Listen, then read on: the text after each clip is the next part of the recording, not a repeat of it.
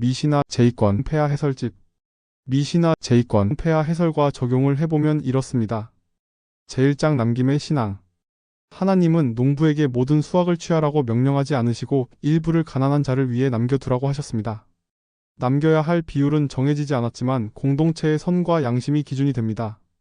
이는 하나님의 소유권을 인정하는 신앙 행위입니다. 그러면 오늘날 우리는 이 명령에 대해 어떻게 반응을 해야 할까요?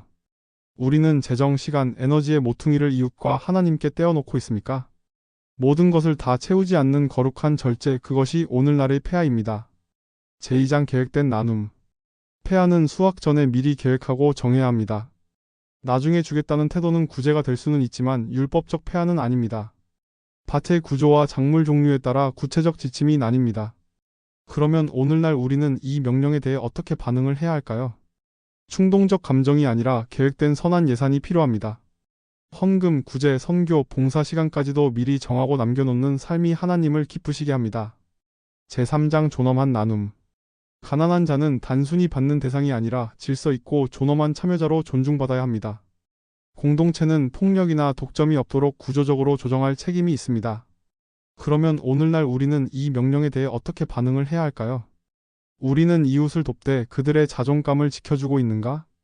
자선의 방식이 상대를 낮추는 것이 아니라 함께 설 수 있게 하는 방식이어야 합니다. 제4장 우연 속의 배려. 실수나 우연히 떨어진 이삭조차도 하나님은 가난한 자의 몫으로 인정하십니다. 이는 철저한 공평과 배려의 정신이 내포된 규례입니다. 그러면 오늘날 우리는 이 명령에 대해 어떻게 반응을 해야 할까요? 인생의 우연한 여유, 남는 것들을 어떻게 사용하고 있습니까? 하나님은 그것조차도 누군가를 위한 예비된 은혜로 사용하기 원하십니다. 제5장 공동체 질서의 아름다움. 공동체는 나눔의 현장에서 질서, 공정성, 배려를 지켜야 합니다. 가난한 자끼리도 서로를 존중해야 하며 관리자는 조정 역할을 할 수 있습니다. 그러면 오늘날 우리는 이 명령에 대해 어떻게 반응을 해야 할까요? 교회나 사회의 구제 사역은 조직과 질서를 통해 더 건강하고 공정하게 운영되어야 합니다. 좋은 마음만으로는 부족하고 지혜로운 시스템이 필요합니다. 제6장 완전하지 않은 것도 귀하다. 포도송이 중 불완전하거나 미성숙한 것들도 하나님은 귀하게 여기시며 그것을 이웃을 위한 몫으로 삼으십니다. 불완전함 속에도 하나님의 섭리가 있습니다.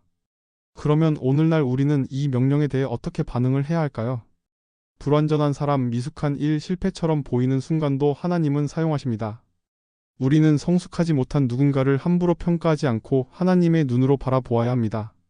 제7장 멈춤의 신앙. 올리브를 수확하면서 한 번 흔들고도 떨어지지 않은 열매는 다시 수확하지 않습니다.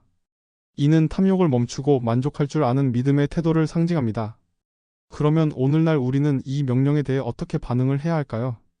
우리는 얼마나 더를 외치며 살아가고 있습니까? 멈출 줄 아는 신앙, 그것이 하나님 앞에서의 경외와 믿음의 절제입니다. 제8장 시대를 초월한 나눔의 법. 폐하와 같은 규례는 성전이 있든 없든 시대가 변해도 여전히 유효합니다. 하나님의 마음은 언제나 가난한 자와 함께 계십니다. 그러면 오늘날 우리는 이 명령에 대해 어떻게 반응을 해야 할까요? 하나님의 나라는 제도나 외형보다 자비와 정의가 흐르는 삶 속에 임합니다. 폐하는 단순한 농사법이 아니라 하나님 나라 백성의 삶의 방식입니다. 전체 마무리 적용 질문을 해봅시다. 나는 내 삶의 모퉁이를 누구에게 남기고 있는가? 나는 자발적이고 계획된 나눔을 실천하고 있는가? 나는 하나님의 시선으로 불완전한 사람과 상황을 받아들이고 있는가? 나는 만족하며 멈출 줄 아는 신앙을 갖고 있는가? 여러분의 믿음 생활에 도움이 되시기를 기도합니다.